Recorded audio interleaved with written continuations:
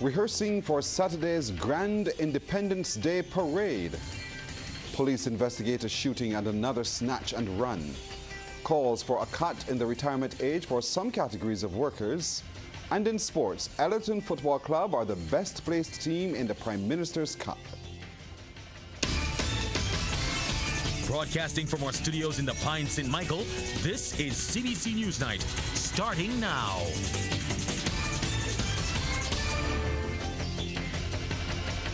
Good evening, I'm Pearson Bowen. We begin tonight with a focus on independence. Saturday's Independence Day Parade promises to be a display of pomp and pageantry to celebrate Barbados' 58th anniversary of independence and 3rd anniversary as a republic. 19 armed and unarmed detachments are set to take part on Saturday at Kensington Oval. Master Chief Petty Officer Class 1 with the BDF, Austin Howell, says there's a new addition with the Barbados Fire Service Youth Cadets joining the parade. He says the event will be conducted in 2 phases. The first includes the ceremonial parade and the National Independence Awards and presentations. Before that, we're going to have the presentation of leadership badges to the head boys and head girls of the secondary and primary schools of Barbados. And then the second phase of the parade, where we're going to have the ceremonial march through Bridgetown. This year, the route that we're going to take for that ceremonial march through Bridgetown, we're going to go up Lower Fontabelle. We're going to pass through the lights at Cheapside. We're going to go to Lower Broad Street, Upper Broad Street, and we're going to pass in front of the Parliament buildings, where we're going to give the Prime Minister a salute, who is going to be also accompanied by members of Cabinet. Mr. Howell says Barbados will also be honoring the late Shirley Chisholm, a former American politician who in 1968 became the first black woman to be elected to the United States Congress. Part of the honoring of Shirley Chisholm, we are going to have a short video shown of just, summarizing some of her contribution. And we're going to also have a song for Shirley Chisholm, which is going to be performed by Poet Laureate Esther Phillips. We're going to also have a speech by the Honorable Hakeem Jeffries, and that's a member of the U.S. Congress delegation, who will be here as well, 11-member delegation from the U.S. Congress, who are going to be here as well to help us celebrate Shirley Chisholm's contribution to the U.S. Congress. And following that, as you mentioned earlier, we're going to have the speech by the Honorable Prime Minister. Well, all roads will lead to Kensington Oval on Saturday as the Barbados Defence Force, other military forces and paramilitary organizations showcase their talent. Chief of Staff Brigadier General Carlos Lovell kept a close eye on all the troops at the final rehearsal at the Mecca this evening. He is charged with ensuring the successful execution of the National Independence Day Parade. With this year's parade, commander is Commanding Officer of the Barbados Regiment, Lieutenant Colonel Julia Debreo.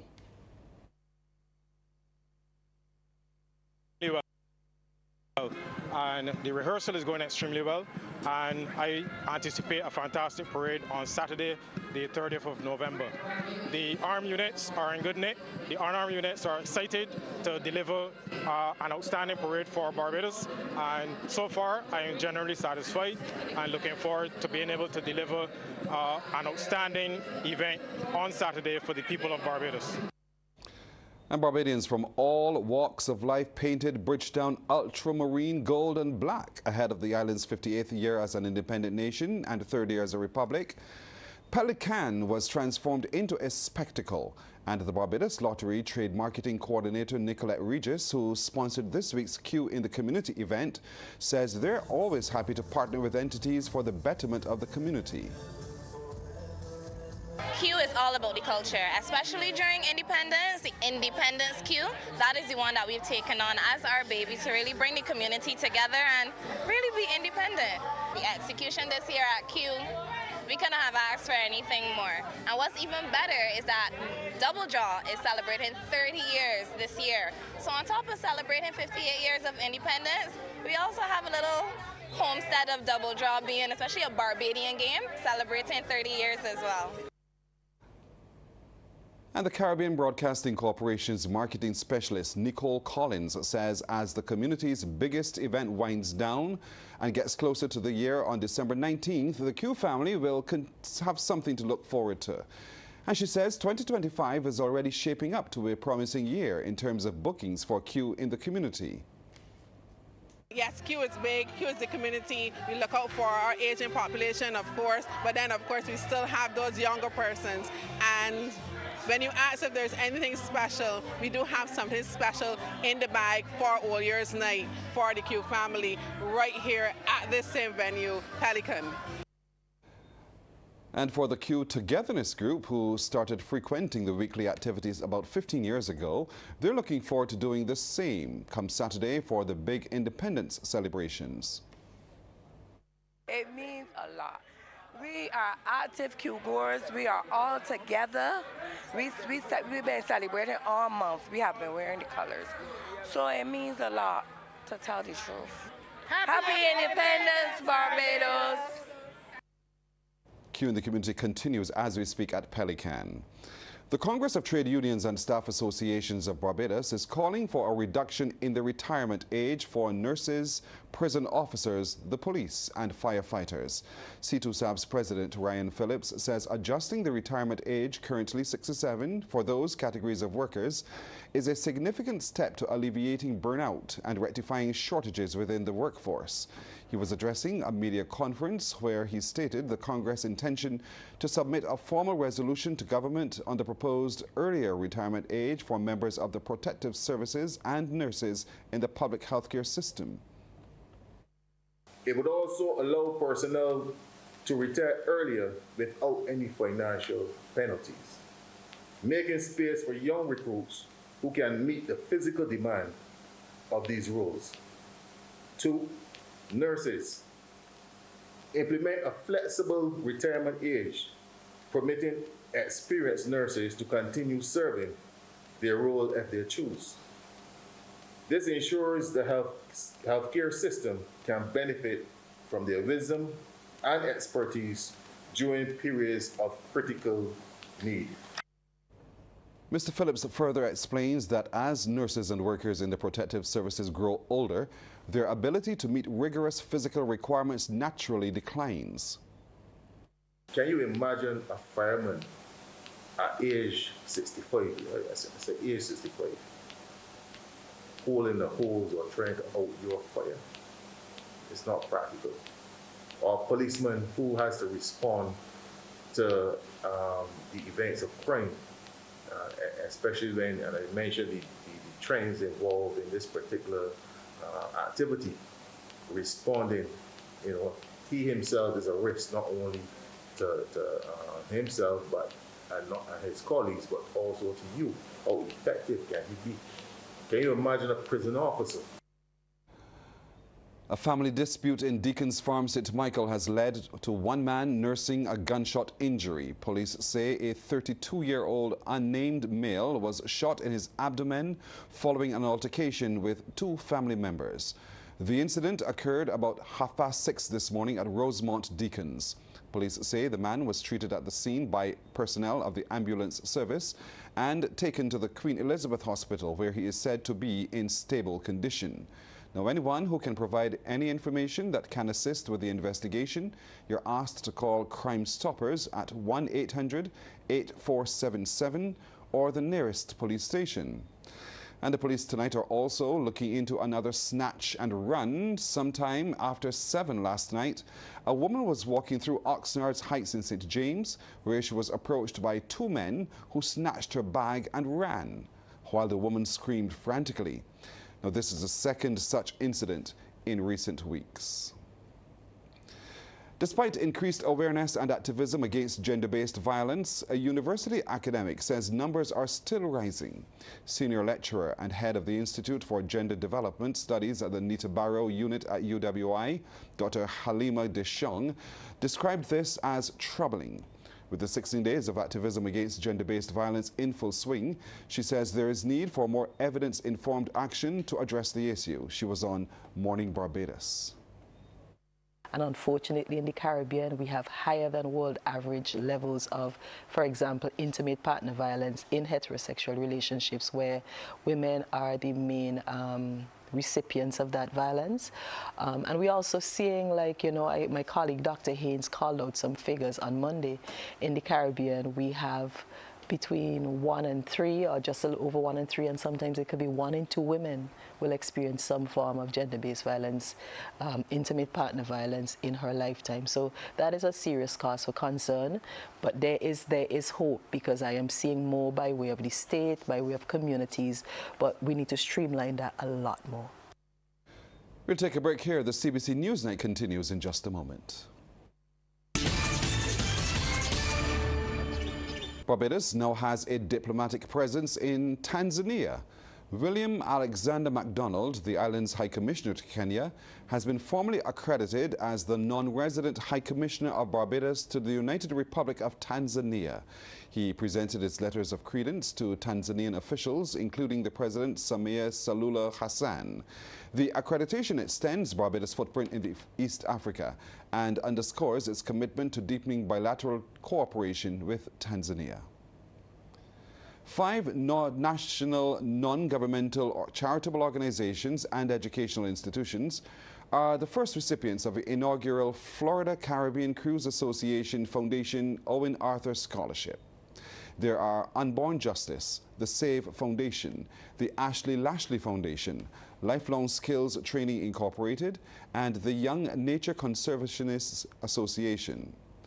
The scholarship was named in honor of the former Prime Minister, the late Professor the Honorable Owen Arthur, in recognition of his contributions to the cruise industry and Caribbean integration. Now, during the ceremony, the winners of the essay competition were also rewarded. Minister of Tourism and International Transport Ian Gooding-Edghill described the occasion as a proud moment for Barbados, noting the scholarship's introduction reflects the close relationship cultivated between Barbados and the FCCA. We're humbled to have been chosen as the first Caribbean destination recipients. I must say that it is heartening to celebrate Mr. Arthur's legacy as a very strong Barbadian leader who played such an instrumental role in developing the partnerships which laid the groundwork for this country's cruise industry. I should also punctuate and add that it was Mr. Owen Arthur who first appointed me and encouraged me to come to public life. And as a result of him, I'm here today as well. In extending congratulations, Julie Arthur, the widow of the late Owen Arthur, says the winners have cemented their names and that of their organizations in history's page. In being chosen to chart a new legacy and a path for Owen's life work. Owen Seymour Arthur was a visionary, fiercely competitive, and a champion of knowledge, which he was always willing to share widely, yet very humble in all he did. Owen had a philosophy that hard work brought success, and he lived and exemplified it. He's a very patient man. Let's head over to Damien Best now for Sports Night. Damien? Yes, good evening to you, Pearson. Good evening to our viewers and listeners. Some football news first up. Ellerton has secured third place and a cash prize of $15,000 in the inaugural Prime Minister's Cup. Last night at the Friendship Ground, the men from St. George defeated 10-man Kickstart Rush 2-0. CBC's Anne Margaret Boyce reports.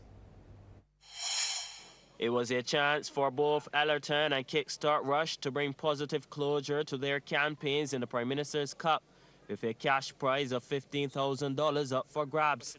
The team still psychologically recovering from missing out on the grand final on Saturday at Kensington Oval, were scoreless at the halftime break. But with 20 minutes to go, the deadlock was broken. Ellerton driving forward through Jaheim Headley, down the flank and the cross into the box, falls gently to Rashad Jules, and that's one of the easiest goals he'll ever score. 1-0 to the men from St. George. Ellerton would add a second late on. Romario Drates is chopped down in the box by Kamari Johnson. Referee John Griffith initially waves play on, but then decides to have a look on the Trident review system. Check complete. Penalty, the decision. Jules then stepped up and sent the keeper the wrong way for his second of the game and 10th of the tournament to lead the goal-scoring charts as it ended Ellerton 2, Kickstart Rush 0. Anmar Goodrich Boyce, CBC Sports. Yeah, thanks, Anmar. Well, the final of the Prime Minister's Cup, as you heard, will be a battle between UWI Blackbirds and Britain's Hill on Saturday at Kensington Oval with live coverage on CBC TV8 from around 8:15 p.m. Meanwhile, the Caribbean Legends are eager to get on the pitch as they prepare to face a Barbados Legends squad on Saturday in a celebrity match during the Prime Minister's Cup finale at Kensington Oval. Central defender Oscar Nero, who is based in the U.S. Virgin Islands, says he's excited to be back in Barbados for such a big event. Nero represented St. Vincent and the Grenadines at the national level and once lived here in Barbados. I've just finished last Sunday the Premier League here in the Virgin Islands. Just win everything last Sunday. So I'm pretty good in shape, to be honest. Started my career at 16 for the national team, St. Vincent and the Grenadines. Played like 15 years and then went on to play semi-professional in Trinidad for 4 years for Club Caledonia AIA. From there, after I did my 4 years there, I came to Barbados in 2002 and I left there 2017. Football has shown me life, you know, discipline. You want to achieve this success in football, you know, you got to be really disciplined in it. Well, expected to add some attacking flair to the contest is former St. Lucia national striker Earl Jean. A coach in his native St. Lucia, Jean says Barbados is always close to his heart and part and parcel of his international career. Close to 30 years as a professional player. My first contract was in Portugal. I played in Portugal, England, Scotland, China, Trinidad and Tobago for about 20 years of the Pro League. I've been the leading goal scorer in the Pro League, and now I'm back in St. Lucia doing some coaching for the government and for the FA. I remember my first international debut was in Barbados against the Barbados national team for St. Lucia. I was the youngest player on that team. You know, we lost the game to Barbados, but it brings back a lot of memories because over the years I've played quite a few. Maybe 4 or 5 years I've played the Veterans Tournament in Barbados. I always look forward to that. Well, that Legends match is scheduled to start at 6 p.m. on Saturday. We're going to pause here and come back in just a moment. Cricket news now. Vice Captain Joshua Da Silva is confident that the West Indies can wrap up the Test series against Bangladesh when both sides clash in the second and final match starting in Jamaica on Saturday. The last time Da Silva played at Sabina Park, he struck a century in the regional first-class 4-day tournament. Well, play starts on Saturday from 11 a.m. Barbados time with live coverage on MCTV's ESPN and radio station 94.7 FM. Well, the second semi-final of the National Sports Council City of Bridgetown Cooperative Credit Union Herman Griffith Primary School's cricket competition was postponed today due to rain and then wet conditions. West Terrace Tigers and St. Cyprians had taken to the field at Briar Hall, with St. Cyprians opting to bat after winning the toss. With the score on 9-1 after 5 overs, rain visited the venue, halting proceedings. The sun reappeared, but after half an hour of deliberation, the decision was taken to call off the match as the run-ups were deemed too slippery. The two teams will now meet at Lears on Monday to decide who will battle Wesley Hall in the final slated for December 10th. Well, that is my first half in sports, Pearson. It's back over to you. Thank you, Damien. We're coming right back after this break with our business report.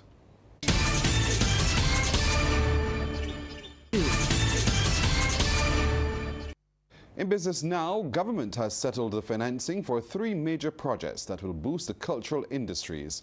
Prime Minister Mia Armour-Motley has announced that Cabinet has agreed to the construction of an amphitheatre at the Barbados Heritage District at the Newton Burial Ground, the Richard Stout Amphitheatre at the National Botanical Gardens, which will be completed next year, as well as the National Art Gallery. She made the announcement while addressing the official opening of the Marcus Garvey Amphitheatre at Queen's Park. We are now, having seen the hard work and the results of our hard work and sacrifice, that the government of Barbados is prepared to step up and play the major role now in making that National Art Gallery become finally a reality. I say finally because I remember as a young Minister of Culture with no grey hair planning out effectively what would be the space for that National Art Gallery. And if God gives me strength and God gives us strength, we must see that National Art Gallery before this country turns 60 years old 2 years from now. Prime Minister Motley is encouraging Barbadians to embrace the Marcus Garvey Amphitheatre, which she is describing as a space for the Barbadian family to go and feel a sense of awareness. She says Garvey's contribution to the development of modern democracy of Barbados cannot be ignored. Because it is important for our people to understand that the message of Marcus Messiah Garvey resonated throughout the communities of this country and those who helped shape the modern Barbados democratic fabric that we now today give thanks for the basis and foundation of our liberty and indeed our ability to be craftsmen of our fate. The award-winning Stad's West Indies Rum Distillery is preparing to introduce new products to the market within the coming year as it seeks to maintain the country's global reputation as the birthplace of exceptional rum.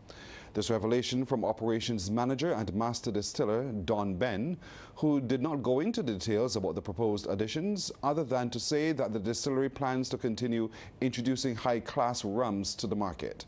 He was addressing a news conference where it was announced that the distillery's Plantaray rum has been awarded the prestigious title of Best Rum Brand of the Year at the Spirits Business Awards 2024 held in London on the 14th of November. Before the next 6 months, you should see something new on the market.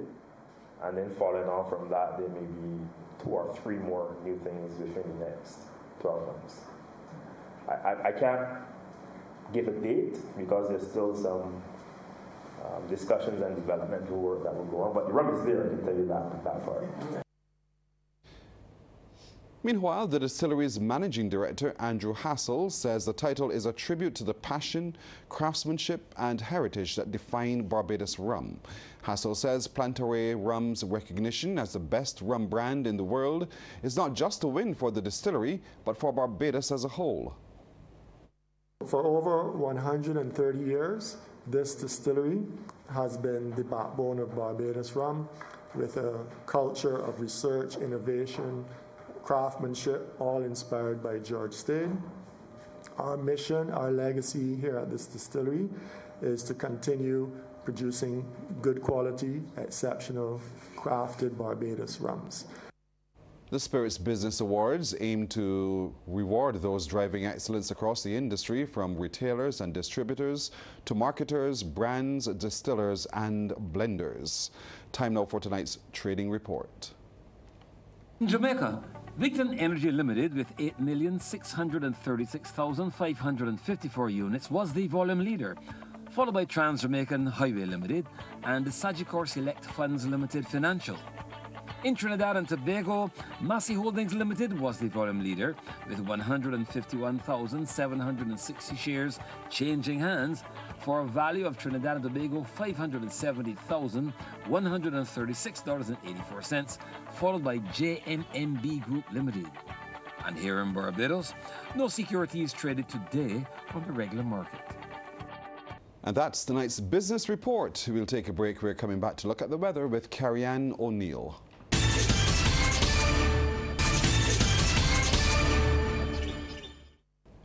Time to head over to the weather wall. Good evening, Carrie-Ann O'Neill. Good evening to you, Pearson, and good evening, everyone. Instability is impacting us here in Barbados. As a result, we had partially cloudy to cloudy skies along with some showers. The winds are gusty across the island, and afternoon showers and isolated thunderstorms prevailed across the coastal areas of the Guianas. The maximum temperature today was 29 degrees Celsius, the minimum 25 degrees. At present, the temperature stands at 27 degrees Celsius. The relative humidity 87%. The winds, they're coming in from the southeast. We take a look now at some atmospheric conditions across the region. Those temperatures are ranging from 24 to 28 degrees Celsius. The humidity shows moisture is building across a number of the southern islands, and the winds there are generally moderate across the region. We take a look now at our satellite feed, where instability maintained partly cloudy to cloudy skies along with some showers. We had up to 12.6 millimeters of rainfall here in Barbados. Now the winds are quite gusty, up to 35 knots. Those seas, moderate and open water with swells peaking at 2.5 meters. We are urging small craft operators as well as sea bathers to exercise caution. Now later on tonight, partly cloudy to cloudy skies along with some showers can be expected. And across the Guianas, they had some afternoon showers and isolated thunderstorms across those coastal areas. That's our first look at the weather. After the break, we'll have the forecast. Welcome back. In the forecast for tomorrow, the sun is expected to rise at 4 minutes after 6 and will set at 5:30. Now the first high tide, that's expected at 2:54 in the early morning, the first low at 7 minutes after 8 in the morning. The seas, moderate and open water with swells peaking at 2.5 meters. We are urging small craft operators as well as sea bathers to exercise caution. Those winds are coming in from the east and they're peaking at 35 kilometers per hour. For us here in Barbados tonight, we can expect partly cloudy to cloudy skies along with some scattered showers. And over the next 3 days, a mix of sunshine, clouds, and showers can be expected.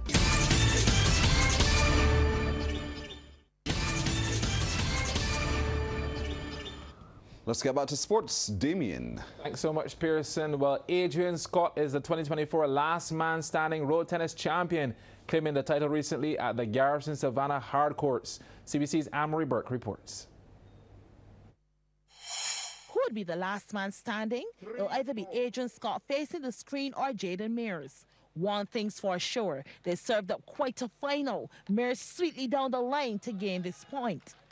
The action was at the courtside Garrison, and in the early stages, Mears was dominant. Another lethal injection delivered. A single game was what was settled this score, and Mears looked like he was going to wrap it up quickly. Although Scott kept it on his toes, but Mears had some shots up his sleeve. Talk about a switch up there. But a series of errors from Mears then pulled Scott back into the game.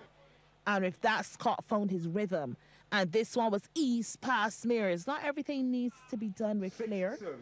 They switched sides midway, with Mears facing the screen now as Scott continued to put the pressure on, and the errors were working in his favor. Ever so often, Mears reminded Scott he was not going to lose his touch, both going low to make the returns before Scott put this point to rest with power. But let's put some perspective to the game.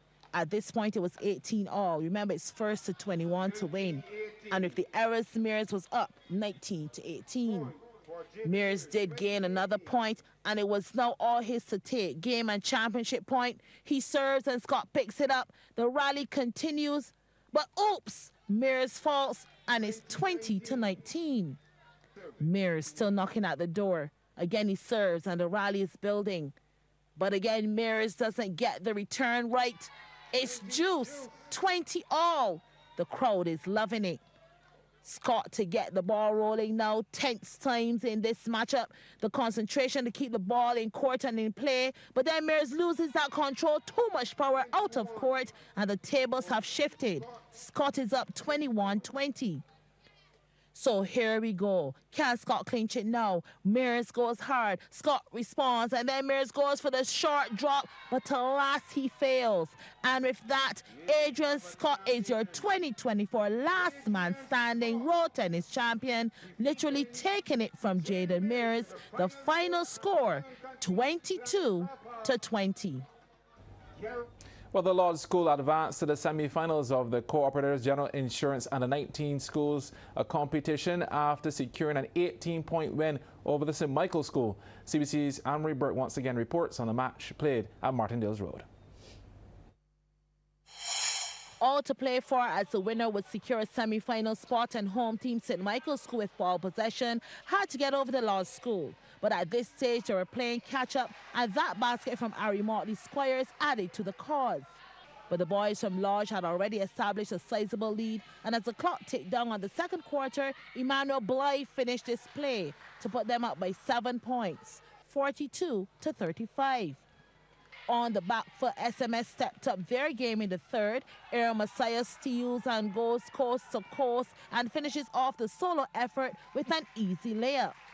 But Lodge didn't do all the groundwork in the first 2 quarters to fall behind now, and this was Nyron King with a nice floater. That early edge really saved Lodge in the latter part of the game, as SMS actually outscored them 23-18 in the third. Mackay Yearwood pulling the trigger at the arc for a big 3. Immediately on the counter-attack, King went on the breakaway and took it off the board to put more money in the bank.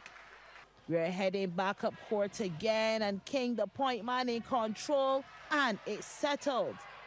But SMS had pulled it within a couple of points as they pressed hard, and despite the Lodge was holding them tight, watch as Motley Squires fake the defense and produce a sweet fadeaway jumper to make it 60-58, but just not Lodge was still in the lead. Final quarter, and in the driver's seat, Lodge immediately started to steer the game further away from their opponents. Of course, the main playmaker being King, but where he fell short, there was Joshua Burke to mop it up. Here we go again. King on the move and finds Dominic Bourne, the bounce pass and the basket. SMS were again playing serious catch-up in the quarter that mattered most, but they could not leave out this masterful reverse layup from Motley Squires. But in the grand scheme of things, the boys from Lodge knew victory was on the horizon. King to Tyrese Noel, and the writing is just about on the wall. And how about sealing the deal with the final basket? Tyrese Haynes getting his name on that score sheet as Lodge went on to win at 88-70. Into the semis they go. Yeah, thanks so much, Amory, and that's it for sports for tonight. Pearson, back over to you. Yeah, thank you so much, Damien, as well. We're coming back after this break. Well, that's our time tonight. Thank you for yours. I'm Pearson Bowen. For the crew, to all of you, good night. By God's grace, we will see you tomorrow.